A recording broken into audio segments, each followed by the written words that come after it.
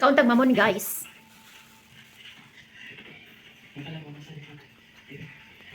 Mga untag mamon guys while nga naglantaw ta og TV. Oh, see. Nice kayo ang gilantaw nga TV guys. Or movie ba?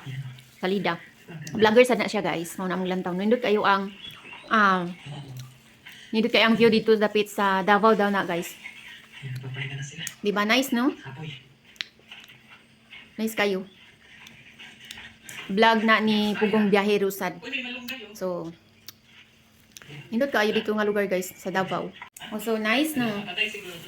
Nice no. Wala nagtan out sa sige. Ano tatag mo mun? Ma, kaon ka mama mon. Iwan po tayo. Concentrate po kayo kagod na imuhang kuan. Cellphone.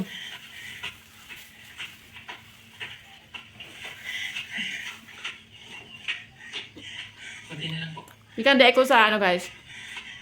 Ikan ko sa City no kay nagpalit ko og saging. Napalitsan ko og bugas, syempre wala na tay bugas. One sack. Half sack ra. Oy, di ko kadaog in town. Oy, bugat na gani sa motor. Pero carry ra. Ang tingog ko palit guys kay haron di na tama sige og adu-aduan ng isigawas-gawas ba. Magpalit og dito sa kuan sa tindahan. So mo nang kung magpalit ko guys, ako alang jud itingog. Then ganahan man sa ko dito good sa city gyud ko magpalit kay kuan ka ng nakoy points. O di ba? Maka earnings man sad gud ka sa card ba kanang naa sila card gani. So nag-avail ko niya every purchase nimo kay naa may points di ba? So 100 or kuan ba na? 200 di ba? So mayo na lang niya maka kuan ka.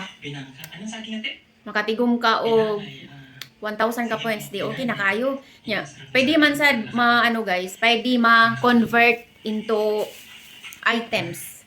So, halimbawa mag-purchase ka nya kanang kulang imong kwarta. So, pwede ra ka deduct dito sa kuan sa card. So, muna naka advantage muna nga adto jud dito mag kuan kay maayo na lang ba? Di ba? Okay na kayo na sa 100 sa 200 na akay 1 point. So kung matigom na di mo damhon, o di ba? Okay na kay stanan. Munang kuan jud wisely.